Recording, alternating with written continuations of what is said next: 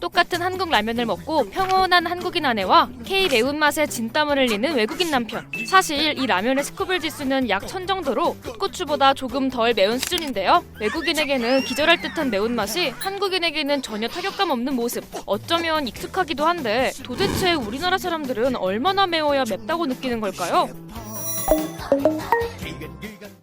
오랫동안 우리나라 매운맛의 기준으로 쓰이고 있는 음식, 신라면. 바로 신라면인데요. 왜 우리 음식점 가면 매운 정도를 설명할 때 신라면보다 덜 맵다, 신라면보다 더 맵다 이런 식으로 얘기하잖아요. 그런데 최근 커뮤니티에서 이 신라면이 덜 매워졌다는 글이 끊이지 않고 올라옵니다. 요즘 신라면 뭔가 달아짐. 어릴 땐 매웠는데 지금은 별로. 요새 하도 매운 음식들이 워낙 많다 보니 사람들이 강해진 건가? 아님 진짜 신라면이 맵기를 낮춘 건가 궁금해서 좀 찾아봤더니요. 오히려 스코빌 지수가 올랐다고 합니다. 스코빌 지수는 맵기 정도를 객관적 수치로 나타낸 단위인데요. 고추에서 얼얼한 맛 내는 캡사이신의 양이 많을수록, 즉 매워질수록 수치가 높아집니다. 예를 들어 캡사이신이 거의 없는 파프리카는 스코빌 지수가 0, 청양고추는 약 4000에서 12000, 순수한 캡사이신 자체는 약 1500만 정도죠. 어쨌든 사람들은 덜 맵다는데 스코빌 지수는 오히려 올랐다니 이거 좀 의아하죠? 그래서 농심에 물어봤는데요. 일단 앞서 본 스코빌 지수표가 공식적으로 농심에서 발표한 공식 수치는 아니지만 2017년 대대적인 리뉴얼 당시 기존 2900이었던 스코빌 지수가 3400으로 올라간 건 맞다고 알려왔습니다. 그럼 스코빌 지수는 왜 올렸냐? 소비자들이 더 강한 매운맛을 선호하는 트렌드에 맞춰 조정했다고 해요. 그래, 신라면도 매운맛 정체성을 지켜야 하니 어쨌든 스코빌 지수 올라간 건 오케이. 근데 그럼 덜 매워졌다는 반응이 나오는 건 뭘까요?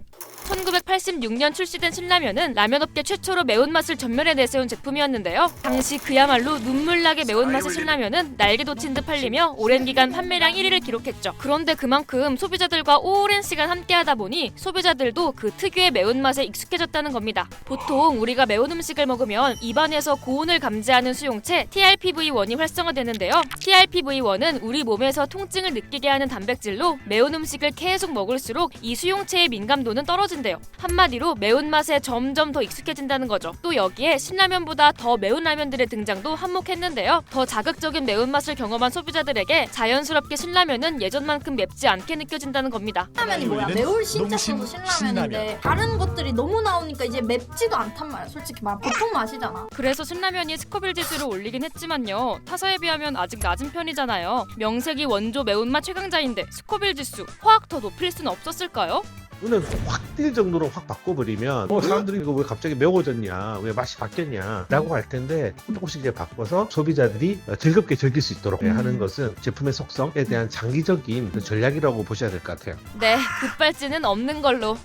그리고 스코빌 지수는 고추류의 매운맛 정도만 측정할 수 있어서요. 라면 스프에는 고추뿐 아니라 마늘과 생강 등 매운맛 내는 원료가 다양한 만큼 스코빌 지수만으로는 얼마나 매운지에 대한 정도를 완전히 다 나타낼 수 없다고 하네요. 어쨌든 소비자들은 더 매워진 라면을 먹고도 예전보다 덜 맵다는 반응을 보이는 거니 한국인 맵기 내성 얼마나 강해진 건가 감이 안 올 정도인데요. 근데 사실 매운맛 인플레가 라면만의 얘기는 아니라고 합니다. 식품업계 전반적으로 점점 더 매워지고 있다는데요. 한 식품회사는 이달 일반 배추김치보다 무려 30배 이상 매운 김치를 출시했고요. 참치 가공업체도 지난해 베트남 고추와 특제 소스를 넣어 기존 제품보다 2배 매운 신제품을 선보였습니다. 작년엔 스코빌 지수가 불닭볶음면의 2배가 넘는 9,300짜리 과자까지 나왔죠. 소비자들도 이를 반기는 분위기인데요. 이름에 핫, 매운 키워드 들어간 제품 매출이 최근 수년간 계속 늘고 있거든요. 와, 이 정도면 우리 한국인들 거의 맵치광이 될 정도로 매운맛에 너무 익숙해지는 거 아닌가 싶은데 실제로 지난해 덴마크 식품청이 너무 맵다는 이유로 리콜 조치를 한 불닭볶음면도요. 우리나라에선 이제 이를 보통 맛으로 느끼는 사람들이 점점 늘고 있거든요.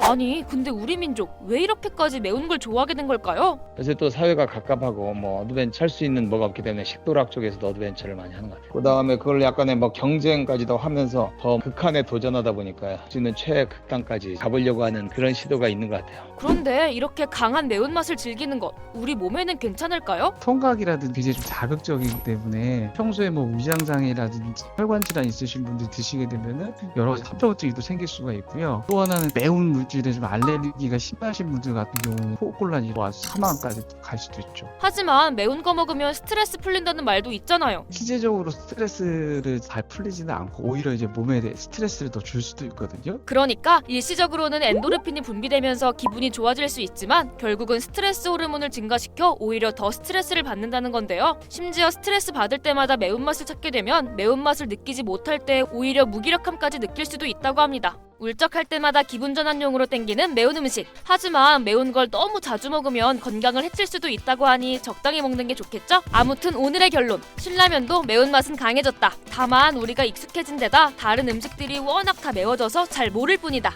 오늘 얘긴 여기까지고요. 또 궁금한 음식 얘기 있으면 댓글로 알려주세요. 크랩이 빠르게 전해드리겠습니다.